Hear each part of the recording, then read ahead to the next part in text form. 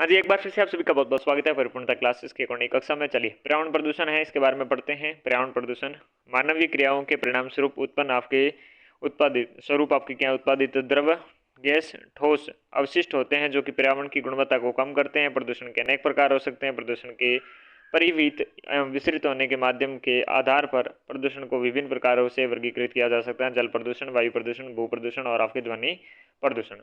प्रदूषक देखिए अवस्था के आधार पर होते हैं, स्वरूप के आधार पर होते हैं, उत्पत्ति के आधार पर होते हैं, निम्नीकरण के आधार पर होते हैं और आपके प्रभाव के आधार पर होते हैं। ठीक है ना। तो प्रदूषक के अंतर्गत सबसे पहले हम बात करते हैं अवस्था के आधार पर। तो ठोस होते हैं जो आपके पार्टिकुलेट मैटर और अम्ल धातु वगैरह आपके ठोस में आ जाएंगे। तरल में ईंधन का रिसाव हो जाएगा और आपकी उर्वरक वगैरह हो जाएंगे। तरल में गैस में SO2 है, सल्फर शायद ऑक्साइड कहते हैं, इसे क्या कहते हैं, CO है, NO2 है और CFC है, क्लोरोफ्लोरोकार्बन है।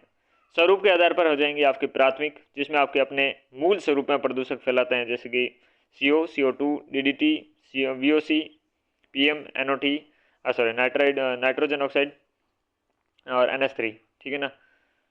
द्वितीयक में दो या दो से अधिक प्रदूषक मिलकर आपके नए प्रदूषक का निर्माण करते हैं, जैसे कि H2, SO4, O3 and H2O2। ये आपकी क्या है, दो या दो से अधिक प्रदूषक मिलकर नए प्रदूषक का निर्माण करते हैं। H2, SO4, O3, H2O2। ये आपके यहाँ हो जाएंगे स्वरूप के आधार पर हो जाएंगे। उत्पत्ति के आधार पर प्राकृतिक और मानव जनित होते हैं।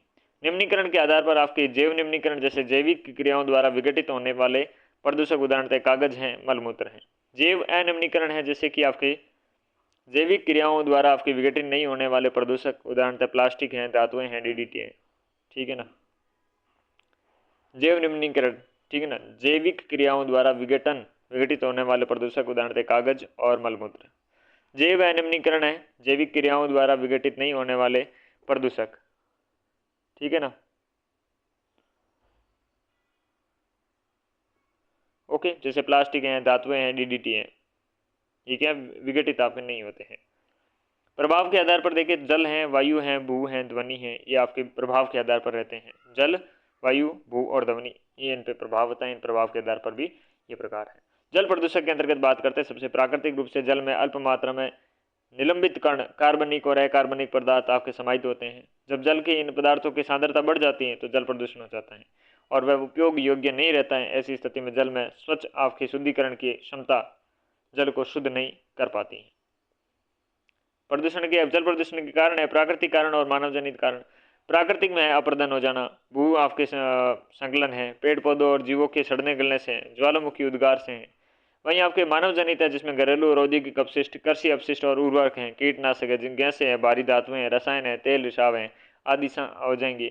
सांस्कृतिक और धार्मिक क्रियाकलाप जैसे मूर्ति विसर्जन वगैरह से हो जाता है। जल प्रदूषक के आपके प्रकार देखते हैं तो बिंदु स्रोत हैं और आपके अबिंदु स्रोत हैं। बिंदु स्रोत के अंतर्गत आपके औद्योगिक अपशिष्ट, नगर पालिका का अपशिष्ट का एंड पशु अपशिष्ट, ये आपके बिंदु स्रोत रहेंगे। औद्योगिक अपशिष्ट, नगर पालिका का आपके अपशिष्ट और पशु अपशिष्ट। बिंदु में कृषि अपशिष्ट हो जाएंगे, वर्षा जल का बहाव हो जाएगा और खुले में शौच वगैरह आपके रहने वाले हैं।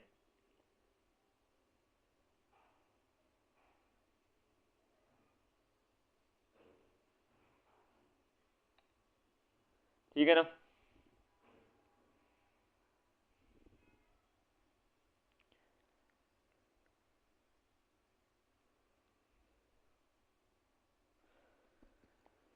नेक्स्ट अपन बात करते हैं जल प्रदूषण के प्रभाव। जल से घुलित ऑक्सीजन, आपकी ऑक्सीजन कम हो जाती है, जिससे आपकी क्या जलीय जीवों की मृत्यु हो जाती है। तो जल से घुलित जो ऑक्सीजन है, ये ऑक्सीजन कम हो जाती है, जिससे क्या है, जलीय जीवों की मृत्यु हो जाती है। और जैविक ऑक्सीजन मांग BOD है, ठीक है ना, तथा रासायनिक ऑक्सीजन मांग है COD, ये बढ़ जाती है। BOD कार्बनिक पदार्थों के अपघटन हेतु आवश्यक ऑक्सीजन की मात्रा होती है। COD आपके कार्बनिक यानी कि घुलनशील और अघुलनशील तथा अकार्बनिक पदार्थों के जल में ऑक्सीकरण हेतु आवश्यक ऑक्सीजन की मात्रा और COD जल प्रदूषण हेतु आपके अधिक बेहतर मापक हैं। जहरीले रसायन DDT है और PCB हो जाएगा। ये आपके भारी धातुओं जैसे पारा है, सीसा है, तांबा है आदि के विभिन्न आपके जलीय जीवों को सीधे नष्ट कर देते हैं। और तेल रिसाव या मछली पकड़ना समुद्री जल प्रदूषण का प्रमुख स्रोत है। जो प्रवाल भित्ति और जलीय जीवों पर आपके नकारात्मक प्रभाव डालता है। तो तेल, रिसाव और मछली पकड़ना समुद्री जल प्रदूषण का प्रमुख स्रोत है, जो प्रवाल भित्ति और जलीय जीवों पर नकारात्मक प्रभाव छोड़ता है। जल प्रदूषण का मानव स्वास्थ्य पर नकारात्मक प्रभाव होता है, विभिन्न रोगों का कारण बनता है, जैसे धातु दूषित जल है कैडमियम, तो इससे ईटाई रोग हो जाता है। शीशे से आपके आपके क्या होता है, प्लम्बीज आपके रोग हो जाता है, क्या होता है, प्लम्बिज्म रोग होता है शीशा से। कैडमियम से ईटाई, पारा से मीना माता, पारा से मीना माता होता है। नाइट्रेट से क्या होता है, नाइट्रेट से ब्लू बेबी सिंड्रोम होता है नाइट्रेट से। और आपके आर्सेनिक से होता है ब्लैक फुट होता है, आर्सेनिक से ब्लैक फुट हो जाता है। जल प्रदूषण हेतु सरकार के द्वारा उठाए गए कदम देखते हैं अब। नमामि गंगे कार्यक्रम है, ये कार्यक्रम जल शक्ति मंत्रालय के द्वारा क्रियान्वित किया जा रहा है। 2014 में ये प्रारंभ किया गया था जल शक्ति मंत्रालय के द्वारा, और उद्देश्य है कि शहरों में सीवरेज ट्रीटमेंट की व्यवस्था करना है, औद्योगिक प्रवाह की निगरानी करना है, नदियों का विकास करना है, नदियों के किनारों पर आपके जो वनीकरण है जिसमें आपकी क्या है, जिससे जैव विविधता में वृद्धि होती है।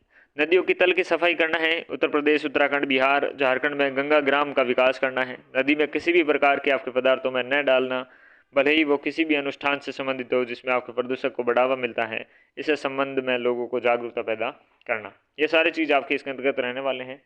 तो एक बार से वापस बताऊं कि क्या चीज़ है।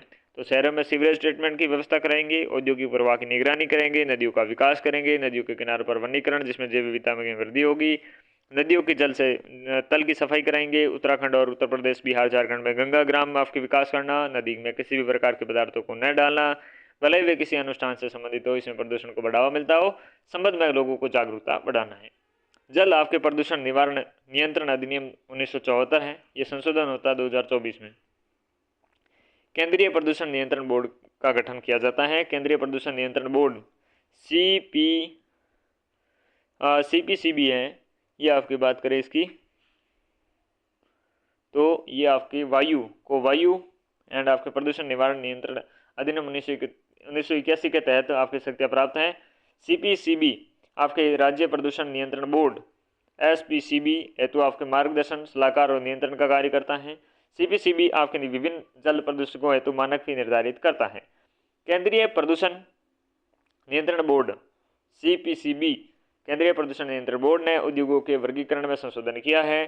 CPCB ने कुल 419 क्षेत्रों में 5 श्रेणी में वर्गीकृत किया है। जल, वायु और खतरनाक अपशिष्ट आपके प्रदूषणों के आधार पर दिए जाने वाले अंकों के समान आपके भारांश हेतु प्रदूषण पर जो आपकी प्रदूषण सूचकांक है, ये प्रदूषण सूचकांक PI पर आपके आधारित एक संशोधित आपकी पद्धति का प्रयोग करते हुए उद्योगों का वर्गीकरण किया है।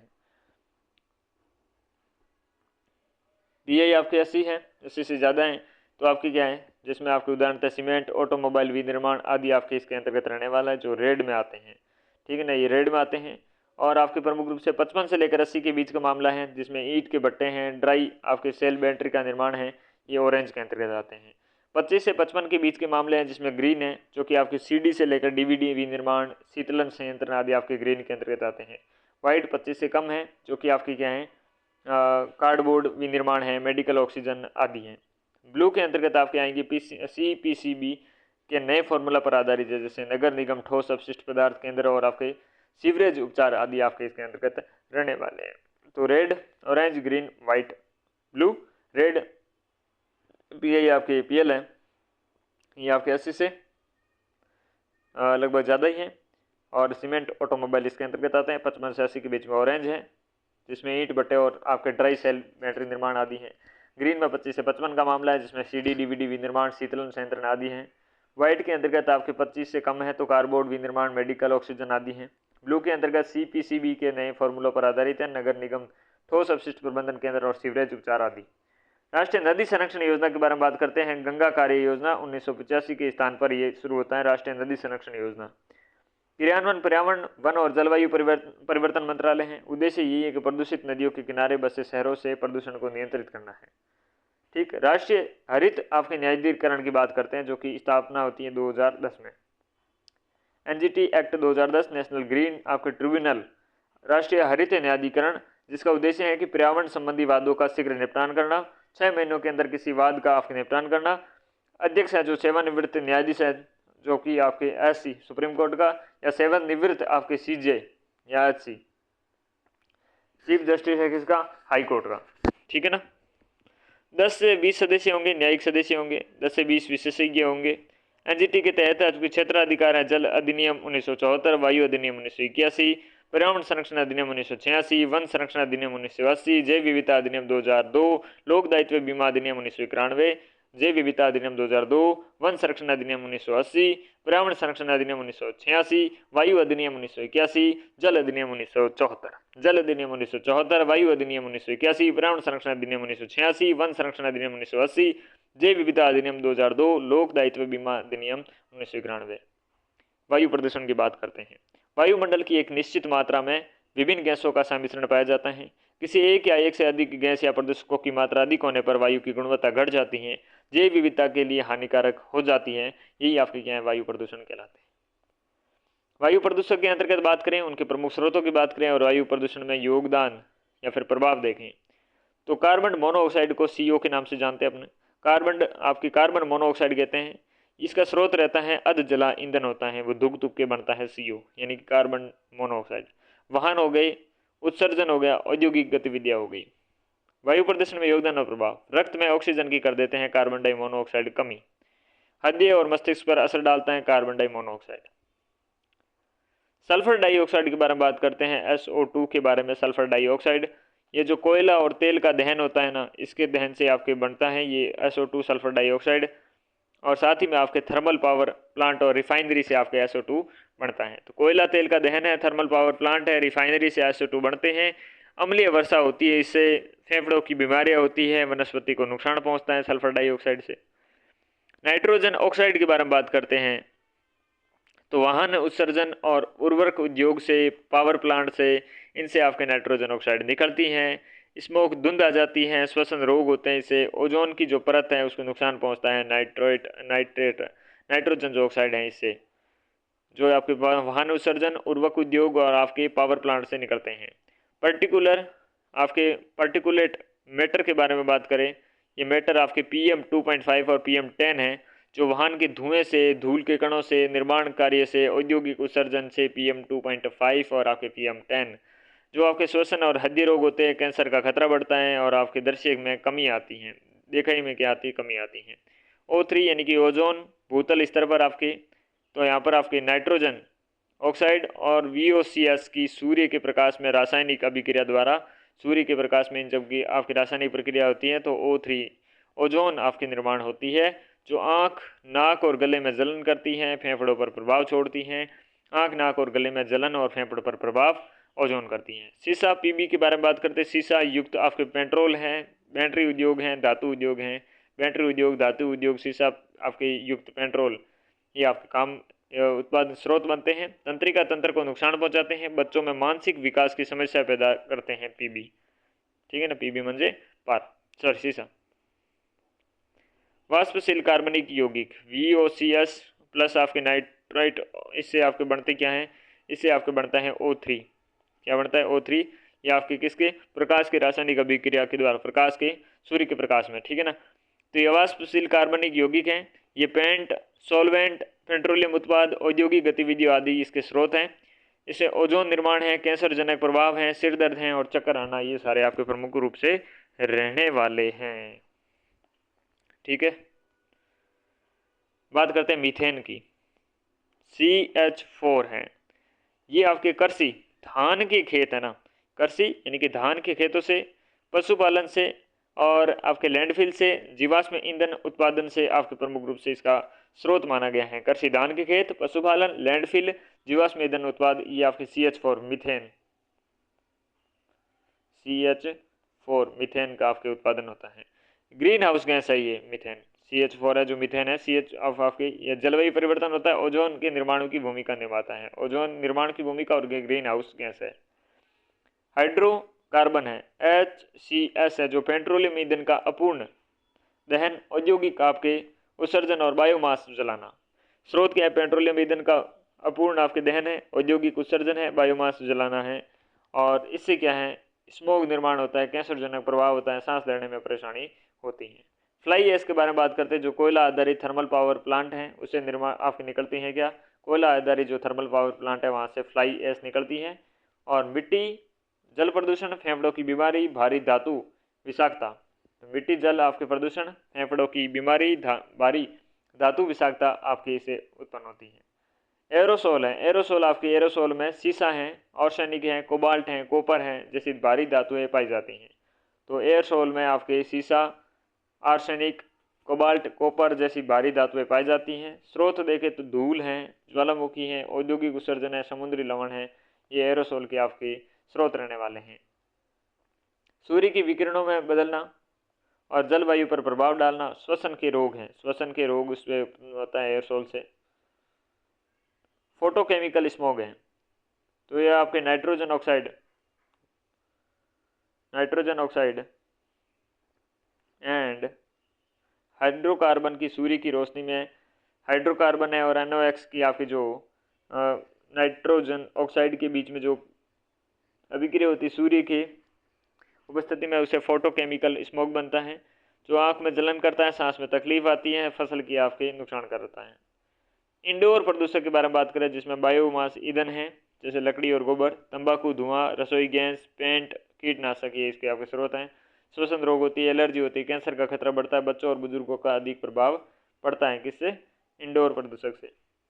पर्यावरण प्रदूषण को रोकने के लिए कदम देखें तो SAFAR, system of air quality and weather forecasting and आपकी क्या research, system of air quality and weather forecasting and आपके रिसर्च हैं जो सफ़र के नाम से जानते हैं। ये पृथ्वी विज्ञान मंत्रालय की पहल है। ये आपकी मेट्रोपॉलिटन शहरों में वायु गुणवत्ता व प्रदूषण स्तर को आपके बताता है। ये मेट्रोपॉलिटन शहरों में वायु गुणवत्ता और प्रदूषण स्तर को बताता है। ये आपके इंडियन इंस्टीट्यूट ऑफ ट्रॉपिकल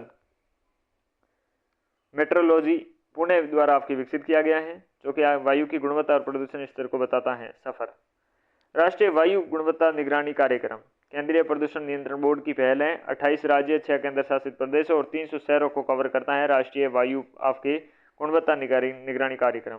इसके तहत वायु गुणवत्ता की स्थिति एवं प्रकृति को बताया जाता है। ये राष्ट्रीय परिवेशी वायु गुणवत्ता मापदंड का अनुपालन सुनिश्चित करता है।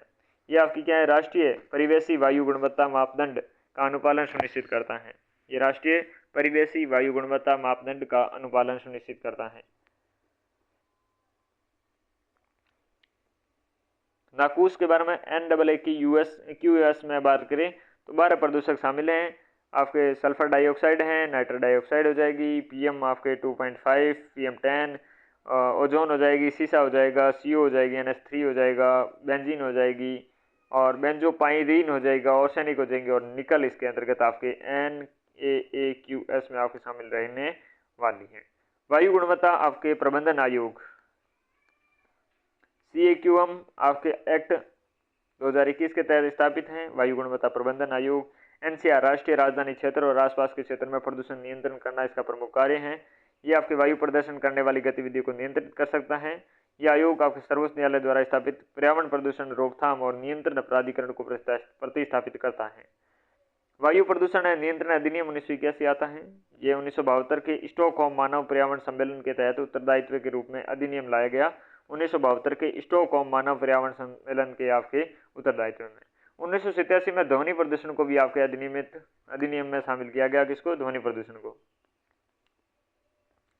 केंद्रीय प्रदूषण नियंत्रण बोर्ड अधिनियम को लागू करना, ये आपके अधिनियम है। राज्य सरकारों की शक्ति प्रदान करता है कि वे किसी क्षेत्र में को आपके वायु प्रदूषण नियंत्रण क्षेत्र घोषित कर सकते हैं और विभिन्न प्रकार की औद्योगिक क्रियाओं को नियंत्रित कर सकती हैं।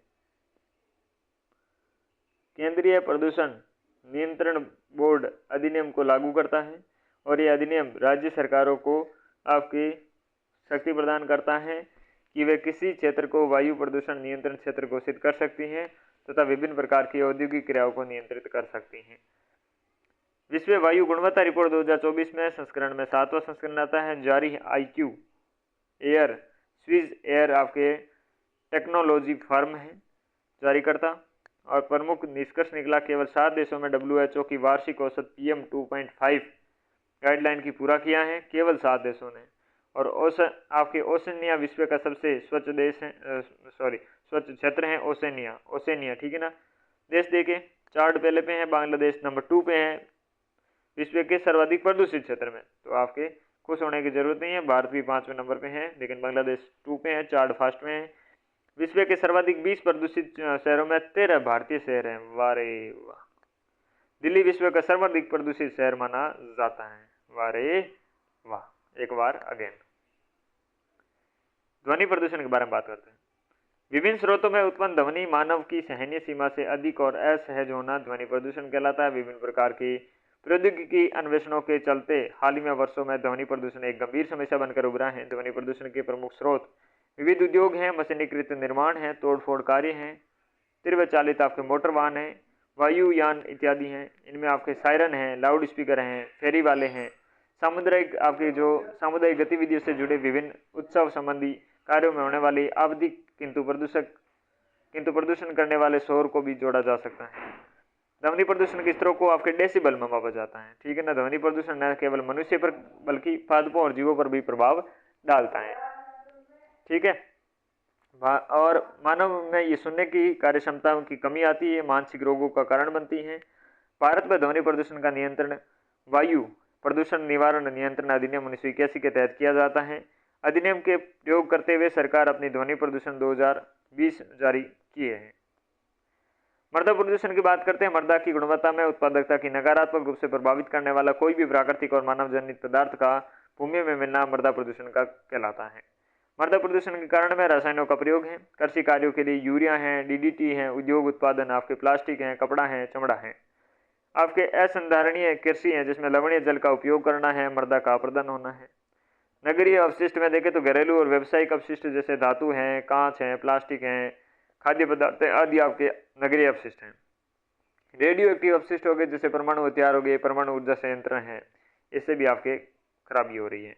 वनोन्मूलन है, भूमि की कटाई, जल बहाव आदि, और साथ में अम्ल वर्षा जो कि आपके भूमि के पीएच के स्तर को कम कर देती है।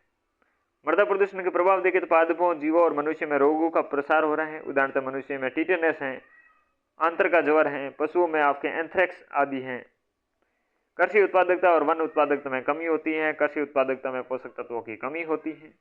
ठोस अपशिष्ट के बारे में बात करें तो ठोस कचरे के अंतर्गत विभिन्न प्रकार के पुराने एवं आपके प्रयुक्त सामग्रियां शामिल की जाती हैं, जैसे कि जंग लगी अपने पिने हैं, टूटे कांच के सामान हैं, प्लास्टिक के डिब्बे हैं, पॉलीथीन की थैलियां हैं, रद्दी कागज हैं, आपके फ्लोपियां हैं, सीडी हैं आदि उपयोग अवधि के बाद प्रदूषण का कारण बनती हैं। इसके त्यागे गए सामान को कूड़ा करकट, रद्दी, गंदगी और कबाड़ आदि कहते हैं। ठोस अपशिष्ट में खनन अपशिष्ट होते हैं, औद्योगिक अपशिष्ट होते हैं, कृषि अपशिष्ट होते हैं, व्यावसायिक अपशिष्ट होते हैं, घरेलू अपशिष्ट हैं और आपके विकिरण अपशिष्ट हैं। ठोस अपशिष्ट का उपचार देखते हैं। भूमि का भराव कर सकते हैं, लैंड फिलिंग कहते हैं उसे। भस्मीकरण कर सकते हैं ठोस अपशिष्ट के लिए। O2 की उपस्थिति में यानी ऑक्सीजन की उपस्थिति में आपके अपशिष्ट को जला सकते हैं। आपके पायरोलिसिस है यानी कि ऑक्सीजन की अनुपस्थिति में अपशिष्ट को जलाना तथा आपके चारकोल का निर्माण करना, ये कर सकते हैं। खाद्य निर्माण है जो कि केंचुए और आपके सूक्ष्म जीवों की सहायता से खाद का निर्माण कर सकते हैं, तो खाद्य निर्माण कर सकते हैं। जैव उपचार देखते हैं। अब सूक्ष्म जीवों का प्रयोग कर प्रदूषकों को प्रदूषित स्थान से हटाना जैव उपचार कहलाता है। तो सूक्ष्म जीवों का उपयोग कर प्रदूषकों को प्रदूषित स्थान से हटाना जैव उपचार कहलाता है। सूक्ष्म जीव विषैले प्रदूषकों को आपके कम विषैले या गैर विषैले पदार्थों में परिवर्तित कर देते हैं। जैव आपकी बात करें जैव उपचार तकनीक में फाइटोरेमेडिएशन है जो कि पौधों की सहायता से प्रदूषकों का निस्तारण करता है। इसके तहत पौधों को आपके प्रदूषकों को अवशोषित कर लेते हैं और बाद में पौधों का निपटान कर दिया जाता है, जिसके तहत आपके पौधों में प्रदूषकों का संग्रहण होता है। पौधों के द्वारा वाष्पन के माध्यम से प्रदूषकों को हवा में उड़द छोड़ना तथा पौधों के द्वारा प्रदूषकों की आपकी अवस्था में परिवर्तित करना तकनीक शामिल है। किसमें? फाइटोरेमेडिएशन। वायु वेटिंग के अंतर्गत बात करें, इसके तहत नियंत्रित वायु को प्रदूषकों तक पहुंचाया जाता है। तो इसके तहत नियंत्रित वायु है, जो नियंत्रित वायु को प्रदूषकों तक पहुंचाया जाता है, जिसमें सूक्ष्म जीवों में वृद्धि होती है और प्रदूषकों का अपघटन तीव्र हो जाता ही है। Bio waiting. बायो आपके सिस्टुमुलेशन है जो कि सूक्ष्म जीवों को उचित वातावरण, सूक्ष्म जीव है, इन सूक्ष्म जीवों के उचित वातावरण जैसे पीएच है, नमी ऑक्सीजन आदि प्रकार के किया जाता है जिससे सूक्ष्म जीवों की वृद्धि होती है। तो सूक्ष्म जीवों में उचित वातावरण जैसे पीएच है, नमी ऑक्सीजन है आदि प्रदान किया जाता है, जैसे सूक्ष्म जीवों में वृद्धि होती है। ये बायो आपके स्टिमुलेशन कहते हैं इसे। बायो वेटिंग क्या होती है? नियंत्रित वायु को आपकी क्या कहता है प्रदूषकों तक पहुंचाया जाता है, जो कि आपके सूक्ष्म जीवों की वृद्धि होती है और प्रदूषकों का अपघटन होता है। लैंड फॉर्मिंग क्या है? प्रदूषित मृदा को लगातार गैर प्रदूषित आपके मृदा में तब तक लगातार मिलाया जाता है जब तक क्या है प्रदूषकों का विघटन ना हो जाए। अब देखो क्या चीज है, निम्नलिखित में से कौन सा कथन आपकी कंपोस्ट के संदर्भ में सही नहीं है? जैव निम्नीकरण या आपके कचरे का अपघटन गड्ढे में होता है, जैसे कार्बनिक पदार्थ और पोषक तत्व के अधिक मात्रा में होते हैं। गड्ढों में आपके अपशिष्ट पदार्थों में की निम्नीकरण प्रक्रिया में केंचुए धीमा कर देते हैं, और निम्नीकृत होने वाले पदार्थों में आपकी कृषि अपशिष्ट पदार्थों जैसे पशुओं का मलमूत्र है, गोबर है, सब्जी अपशिष्ट आदि आपके डाला जाता है। तो ऑप्शन 3 इज राइट आंसर। गड्ढों में अपशिष्ट पदार्थों की निम्नीकरण की प्रक्रिया को केंचुए धीमे नहीं करते हैं, बढ़ाते हैं उल्टा। जैव ऑक्सीकरण आपके ऑक्सीजन मांग बीओडी के लिए एक मानक आपके मापदंड है। रक्त में ऑक्सीजन की स्तर मापने के लिए, वन पारिस्थितिकी तंत्रों में आपके ऑक्सीजन स्तरों के अभिकलन के लिए, जलीय पारिस्थितिकी तंत्र के प्रदूषण मापने के लिए किया जाता है। तो ऑप्शन 3 इसमें भी आपके सही होगा। ठीक है ना, लेट मी क्लियर। या निम्न में से कौन सा द्वितीयक प्रदूषक नहीं है? दूसरा द्वितीयक प्रदूषक नहीं है। द्वितीयक प्रदूषक में नहीं है मतलब प्राथमिक है कोई मिलने के, जैसे कि ओजोन है, ओजोन आपका द्वितीयक प्रदूषक रहेगा। स्मोक भी आपके द्वितीयक प्रदूषक रहेगा। और PAN है, ये PN भी आपके रहेगा। सल्फर डाइऑक्साइड है SO2, ये आपके प्राथमिक है। पारे और नाइट्रोजन से संबंधित जल के उपयोग में निम्न में से कौन सी रोग होते हैं? तो पारे के लिए और नाइट्रेट के लिए कौन से रोग होते हैं? मिनीमाता रोग या फिर आपके बेबी सिंड्रोम रोग, कौन सा होता है? तो यहाँ पर आपके एकदम सही बता रहा हूँ, मिनीमाता रोग होता है पारे से, बेबी सिंड्रोम होता है आपके नाइट्रेट से। निम्न में से कौन, विचार कीजिए कि आपके उत्सर्जन उसमें शक्ति संयंत्रों में कोयला दहन से उत्सर्जित होता है। तो कोयले से कौन कौन से? कार्बन डाइऑक्साइड, नाइट्रोजन के ऑक्साइड या फिर आपके सल्फर के ऑक्साइड। तो इसके अंतर्गत सभी रहने वाले सल्फर के ऑक्साइड, नाइट्रोजन के ऑक्साइड और आपके कार्बन के डाइऑक्साइड, ये उत्सर्जन उसमें शक्ति संयंत्रों में आपके कोयला दहन से उत्सर्जित होते हैं। निम्नलिखित आपके वायु प्रदूषकों में कौन है जो रक्त प्रवाह को आपके दुष्प्रभावित कर मौत का कारण बन जा सकता है? वायु प्रदूषक हैं, इन वायु प्रदूषकों में से कौन है जो रक्त प्रवाह इसको आपके दुष्प्रभावित कर मौत का कारण बन सकता है? ठीक है ना, तो रक्त प्रवाह को कौन सा है मौत का कारण बनता है? लेड है, आपके एस्बेस्टोस धूल है, कार्बन मोनोऑक्साइड है या फिर आपके कैडमियम है। तो इसके अंतर्गत आपके कार्बन मोनोऑक्साइड आपके एकदम सही बता रहा हूँ मैं। और सूक्ष्म जीवों के उपयोग द्वारा थल और समुद्र में उन क्षेत्रों का जो पीड़कनाशकों या तेल और विलायतों का द्वारा प्रदूषित हो गए हैं, उपचार करने के लिए प्रक्रिया कहलाती है। तो इस उपचार करने के लिए इसे क्या कहते हैं? जैविक उपचार कहेंगे या फिर क्या कहेंगे? बिल्कुल जैविक उपचार, बायो आपके रेमेडिएशन कहेंगे। निम्न में से कौन सा प्रदूषक है संकेतक होता है? तो शैवाल है, लाइकेन है, कवक है या फर्न है? तो क्या वो लाइकेन होगा? बिल्कुल लाइकेन रहने वाला है। तो ये हमारी कक्षा थी पर्यावरण प्रदूषक से संबंधित, और उम्मीद करता हूँ आपको बेहतरीन तरीके से चीज़ें समझ में आई होगी। अगली कक्षा में अपन जलवायु परिवर्तन के बारे में बात करेंगे कि जलवायु परिवर्तन, ग्लोबल वार्मिंग, सारी चीज़ें, ग्रीन हाउस प्रभाव, सारी चीज़ें उसमें आएगी, वो देखेंगे। तो इस कक्षा में इतना ही, मिलते हैं अगली कक्षा में, तब तक के लिए नमस्कार।